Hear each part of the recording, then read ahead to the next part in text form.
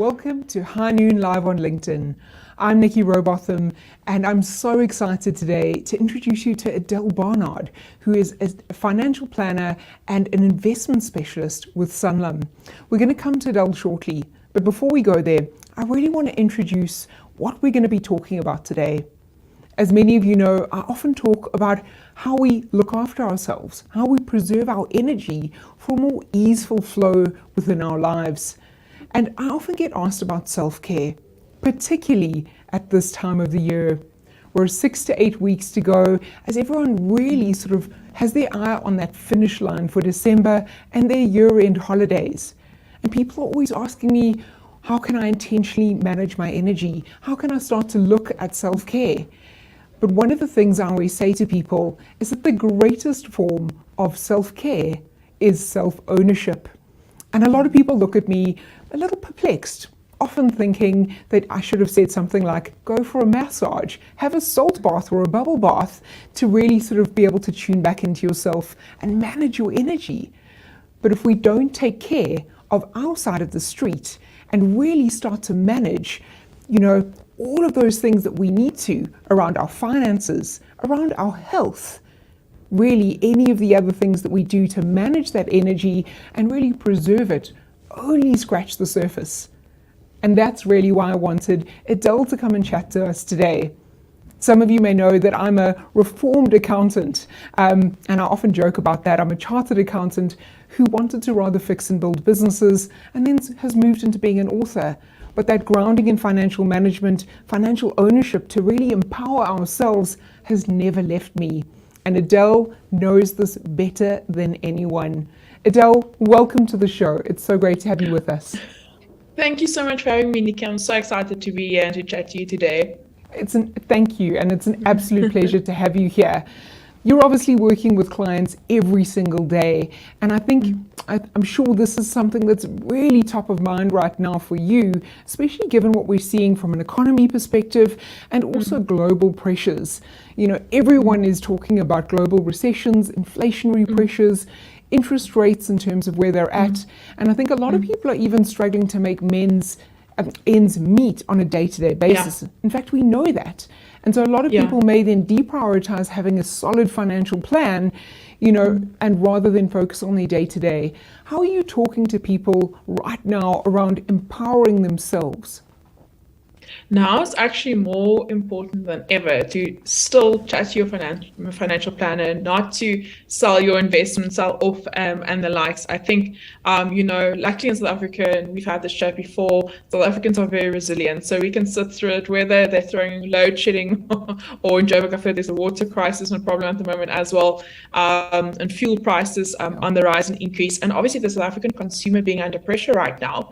So, and we've just come through a hectic 2 years as well. With COVID and the likes. So it's so important that we are on top of our finances right now, because with finances especially, it's not an ignorance is bliss type of fact. I think in actual fact, you've got more financial anxiety and stress if you don't know what's going on. And I'm so glad we're having this conversation today and at this time to encourage everyone tuning in and the clients and the audience that please partner with your financial planner so that you're on top of your finances, review your portfolio, make sure everything is in order and where things can be changed or amended accordingly if need be.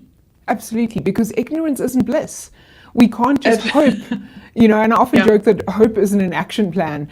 And specifically right now, I think to your point, we need that action plan, whether it's making sure that you're looking at your budget, understanding where you can cut back and save to create funds or availability in other funds that maybe are not going to the most productive places within your budget, to really then be able to make them available for something like rainy day savings, or even just putting a little bit away or paying off debt.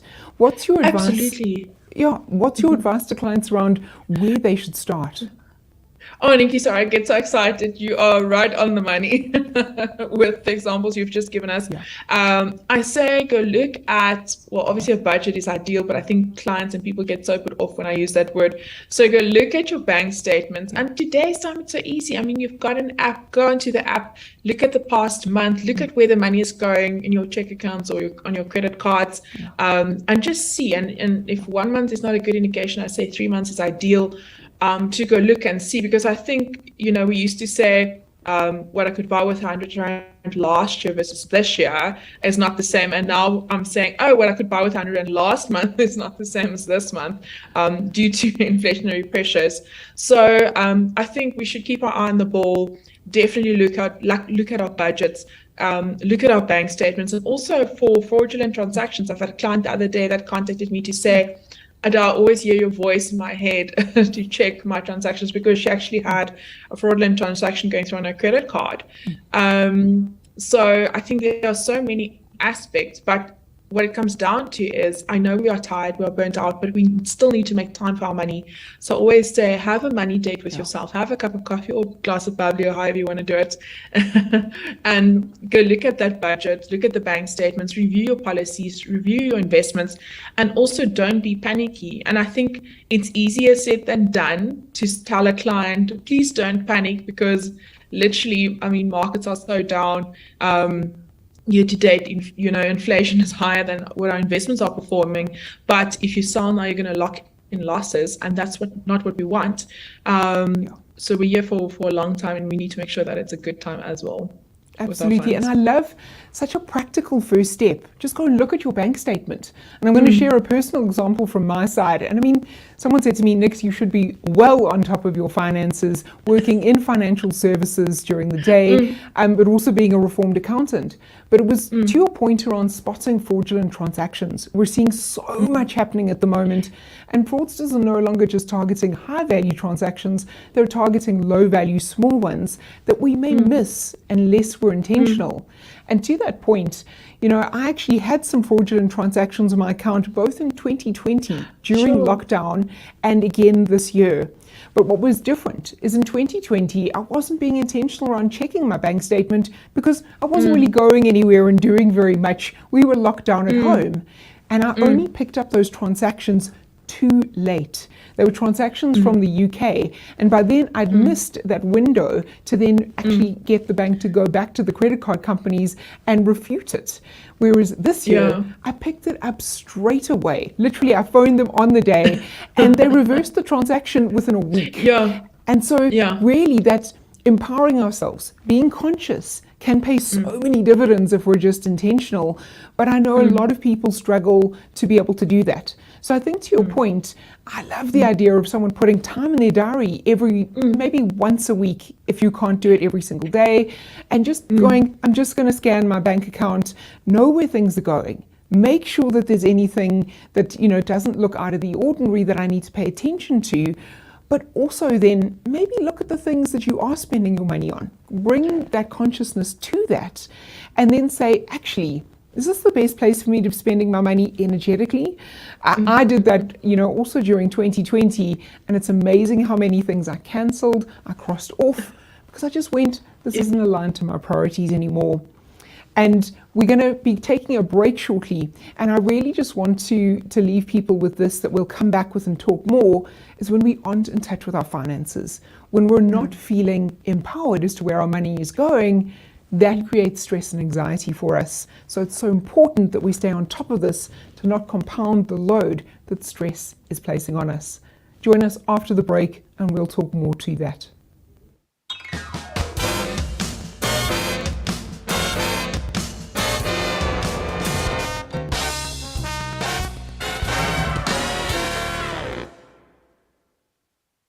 You've had a bad day. Many times have you sat in a presentation or meeting, in person or online, where you literally want to tear your hair out because it is so boring. It's so boring and you're trying to pay attention, and if you happen to be doing it virtually, you've got to sit there with your camera on, sort of smiling, looking into the camera because you know other people are looking at you, but your mind is just whirling, and what you want to do is switch your camera off and go and get a peanut butter sandwich. I want you to think back to the last time you presented information, either virtually or in person. Think about what it would do for your career if you could present information in a really compelling, effective, motivating, inspiring way. In this module of maximizing your presentations in person and virtually, We're going to look at who your audience is, how you craft a message, and there are a couple of things that you can do that make your presentations so much more effective if you just know how to understand who your audience is, what you want them to think, feel, and do as a result of your presentation. So how can we ensure that when you're presenting information, you do it in a way that engages the audience? So please click on the button below to ensure that you enhance your presentation impact, be it in person or virtually.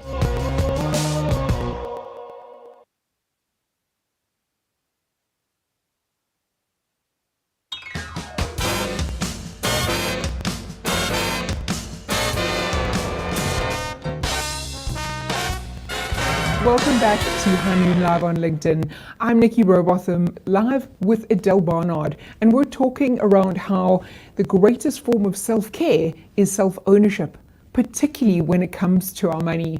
And I know, given what's currently happening in South Africa and the world economically, this is so important for us, especially as we start to intentionally wind down the year and maybe think about how do we start our fresh 2023.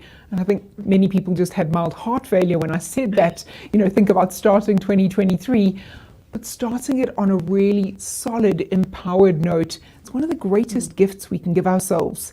So Del, before the break, we were really just talking about, how do we start to hold space for ourselves and empower ourselves by reviewing our finances, where our money is flowing to, and maybe where we could redirect that. Share some of those tips that you have around how do we make more money available that we already have. And Nikki, I love what you mentioned, and you dropped such a big gem and nugget with us now as to when you do look at your bank statements, see what subscriptions you don't need anymore. Possibly, you're gymming at home after lockdown and not using your gym membership anymore. And all of those things add up, all of those line items. And I think so often we just forget about it. So I always say, if you look through it, you'll see, okay, or maybe you also identify places you spend too much on, maybe whining and dining, or convenience is another one where a lot of money goes into. I'm also guilty of that. But I think so often, and obviously, of course, it's all relative to one another, but we can identify places, because clients will tell me, oh no, the business is not doing well, or everything's so expensive all of a sudden. And I'm saying, okay, even like my good friend Nicolette Michele also says, if we can't have more cake, we should either eat less cake or find an alternative way to bake more cakes. And I think to make that practical, we should go look at where's the money going. So if I've got X amount coming in, I must either look, okay, I'm not meeting my commitments, I must look at an alternative to earn more, or I need to go through the bank statements and identify where's the money going to, where can I save, and use that in a different channel. I think that's so valuable. And one of the things that I'd love to share with everyone today was something that I did in the last 2 years. I literally, when I went through my bank statement, I saw all of the things I could save. I added it up. And before I could spend that on things that maybe weren't essential, I really allocated that to a debit order on a unit trust or a savings account. So it was almost like I never made that money available again in order to use for things that maybe weren't productive, or the best use of my money in terms of really setting up a more solid financial position. A friend of mine also shared that when he paid off his car, instead of making that money available back into his budget, he put it into his mortgage. It's all about how do we reallocate it to really then create more of that sense of safety within our bodies that says that I'm not in this space where I have to be anxious about my financial position, that I'm at least in control. It may not be ideal, but it doesn't create anxiety. And I really want to step into that space, because I'm sure you see this so often, around how money creates anxiety for people. And that then leads to the load of stress that we place upon ourselves, which, especially in this day and age, especially at this time of year, coming into, the first real year outside of the pandemic, a lot of people have got enough of that stress in their systems already. Where do you see anxiety coming through for people? And what is the advice that you give a lot of people around how do you take that energetic charge around scarcity and lack out of people's environments? So, Yannick, it's so true what you're saying. I think the anxiety is real for everyone, and that stems from various reasons, from childhood, however. But and I work with clients from all walks of life, so whether they're in government or business owners or in professional practices, and everyone, has their own problems, if you can put it that way. So you'll have somewhere where it's a female-headed household, maybe with children, or you'll have a business owner. And I think for everyone, I always just try to encourage us to look at the numbers. Let's make this practical. Let's see what we can do and how we can make it work. That you don't have financial anxiety and stress.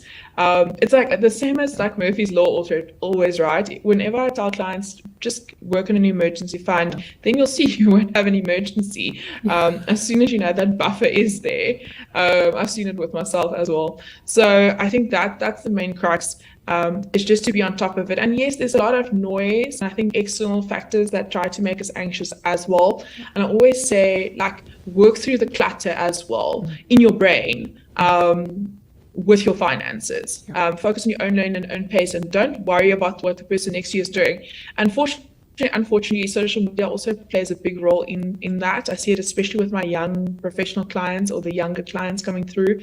The need for, now that you mentioned of your friend with a car, that is a big thing, and I would just love to demystify that to impress other people or however. It's a depreciating asset. So, and I love what your friend did, said instead of upgrading to a new car, for example, use it towards the bond. And that's the same message I want to give today, is to say, right, wherever you can save money, utilize that in another channel. If you've got debt, get rid of the bad debt or put it towards your bond, or like you said, automate your savings and investments. So there are various ways, but I think the best tip I can share or give is to have that accountability partner, have your financial planner, have that chat, have that conversation. It's just so much easier when you've got someone to hold your hand. Absolutely. And I love what you're saying about the car.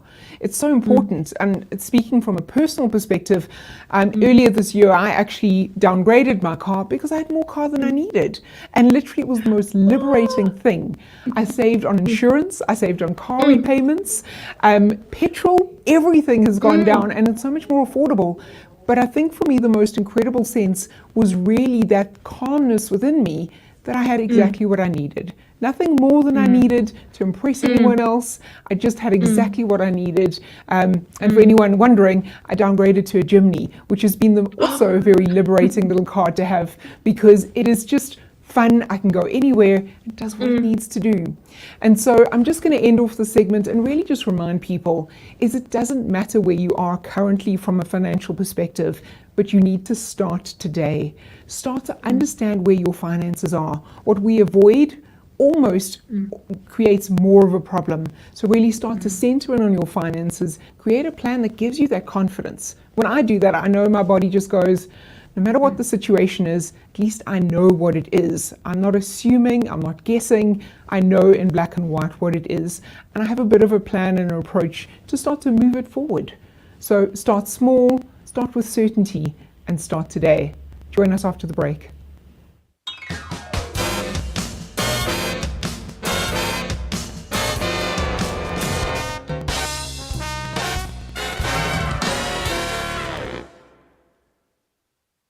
We've put all the great High Noon live shows in one place for your convenience. Look out for HNL's greatest moments. Next, make a date to catch us live right here on LinkedIn. On Mondays, catch Tsikim Kize with business, how-to, and mentorship. On Tuesdays, Ursula Butter with confidence and presence. Wednesdays, see Nikki Bush dancing with disruption, women empowerment, and reinvention. On Thursdays, Nico Stain with storytelling, structure, and presentation. And Fridays, Joni Petty presents sleek, resilience, and bouncing forward. Watch High Noon live on LinkedIn.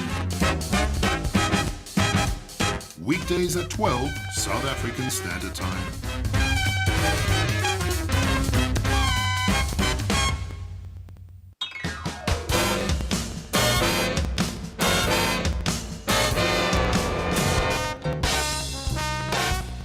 Welcome back. I'm Nicky Rowbotham with Adele Barnard, talking finances and how self-ownership is the greatest form of self-care. We were just talking about being intentional around where our money flows, because essentially money is just another energetic transmission. we don't lose energy, we purely transform it into the place it needs to go. And one of the most important things we were mentioning before the break was around really the anxiety and stress that many people feel around managing their money. But often it doesn't start here and now as an adult. It often starts, when we were kids. That generational sort of lens around how we manage our money, that often then creates our relationship and how we view money as an energy within our lives. We may think that it's something we have to struggle for, something we have to strive for, and often that there's not enough to go around. And that often then brings forward how we work with money in the current day. And it brings forward a paradigm that we have to work with, which often for many results in a lot of anxiety and a lot of trauma when it comes to our relationship with money. Adele, tell me about how you've seen clients really working with, these legacy family patterns and perceptions around money. Nicky, you're so right, because our relationship with money forms in our childhood years, and often we don't realize that. So when I work with young clients, or it doesn't matter, irrelevant of the age, the way we spend money, it's because of either that we had experienced periods of scarcity or abundance, we want to impress people, our money traumas, and it's more psychology than anything else. There's a big theme now, or they're working, it's a trend, I don't know what's the correct word, I think it's a wealth coach or the wealth someone, I'll share it afterwards, where she's working with EFT, so not the EFTs we work with in the markets, but emotional freedom techniques to release that. And I love what you mentioned about the energy, because money is just another energy. So we need to be open to it, but also at the same time, like we're saying now, self-care is self-ownership. So self-care, the best care is self-care, and is to go take that deep dive. And sometimes it's ugly. It's not always a pretty picture if you tap into it, but to see what is my relationship with money, because it's the same as doing, I always use the example, if you want to go on a diet, I don't start drinking green juices and tomorrow I've lost 10 kilograms. And it's the same, we wish, but it's the same thing with our money traumas. We need to figure out, why do I spend the way I do? Am I an emotional spender? Or am I just scared? Do I want security and buy food and stock up because I experienced periods of scarcity? And once we figured that out, we can fix and work on our relationship with money. And that ties into point one, where I said to make time for your money, and also because it's part of working on your relationship with money. And I think that's so important. But I also love what you're talking about in terms of those stories we tell ourselves about money, often laid down by what we've experienced in terms of our environment, as you say, abundance or scarcity, but also maybe our parents and our families' attitudes towards money, which is so important. And I often talk to people, specifically when it comes to owning your personal power, that we get what we expect energetically. So if we expect that there's not going to be enough money, if we expect that money will not flow for us, often that's exactly what we see showing up within our environment. But you see those people that waltz through life expecting that abundance will always show up for them in whatever way it needs to. Those are those people who literally walk lightly through the world going, the right money will come. This is the right thing for me to do. I'm not quite sure how it'll happen. I've got a solid financial plan, but I also believe that given the fact that this is aligned for me, the money will show up for it. And true as nuts, that's exactly what happens. And you get everyone else standing on the sidelines thinking, how is that not me? But it comes back to those stories we tell ourselves. If we think that we're not grinding ourselves into the ground to earn that money, and that it's never going to come, I often sense that that's what shows up in people's realities. Nicky, so spot on. It's about the money mindset. And I think, like you said, the people we think that are just frolicking through life, it's because they're specific. And I think so often, when we engage with clients or individuals, people always like, if I had more money, I'll be happier. But what is more? What is that definition? Because it's all relative for every single one of us. And I think that ties beautifully into your point. You say, I want X amount. So I always tell my clients, we need to quantify it. We need to be specific and say, what is the exact amount that we need? Write it down, or see it somewhere, whether it's notes on your phone, vision boarding, or however, to see it and to work towards that. Because you also shift the narrative in your head then. And I think that's the important part. I think that's so important. And I think I love that piece around the vision board. But what I'd add to that is, don't tie a monetary amount to your happiness. Because often that's where we chase that elusive sign of happiness. We get there and we go, but money's not really making me happy. I often say Yeah. to people, think about what really makes you happy, what really brings you joy. What are the things that you define success by, and don't make it money.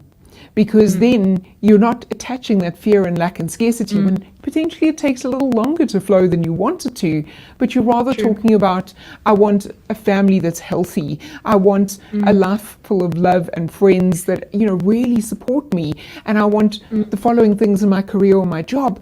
That kind of energy really just supports us so much more to be able to attain that, but knowing that money will come to support all of those things. And Nikki, that's so right, because I think also with money, for me, it's a thing of even in the way we're dealing with clients, the financial planners currently, that conversation has changed. Because with my clients, when I engage, I'll ask, okay, yeah, we can do the stats and say, when do you want to retire with how much money? But it goes about time freedom. So we can see clients want time freedom. So maybe I love my job, or well, hopefully people don't hate it, but I think in some cases they do. But you want the time freedom to say, I can start getting down at 40 or 50 and I can do what I want or follow my passion and possibly make money from there, which brings me joy. And we've seen a massive shift the past 2 years, especially with clients leaving corporate, some starting, their own businesses, people literally pivoting.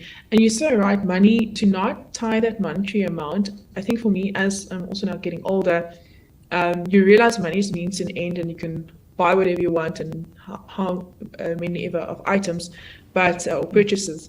But for me now, I realize like health is wealth, and with my parents, those type of things become more value. But I think I'm just like getting old. Listen, maybe it's wiser rather than older. But Adele, Yes.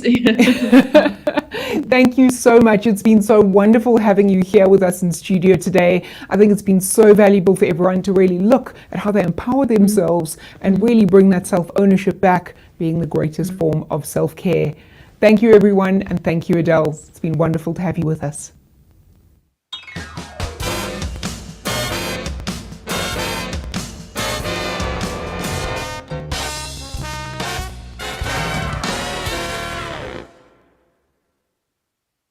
Hello there, my name is Nico Steyn and I'm coming to you from our little studio, which is a pop-up studio in Johannesburg, South Africa. It's called Tycoon Tribe, and what we have been doing to help people move online digitally is to convert the studio into a system that really works well and is half automated. So literally with a remote control, I'm able to run, for example, software such as Video Express.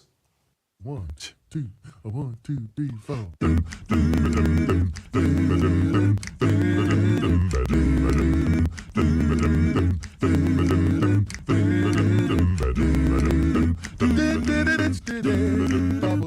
So what this really enables us to do is to have very small crew work very efficiently, and the presenter can be in control of the switching by themselves as they go through the system and roll video in the background whenever they need it.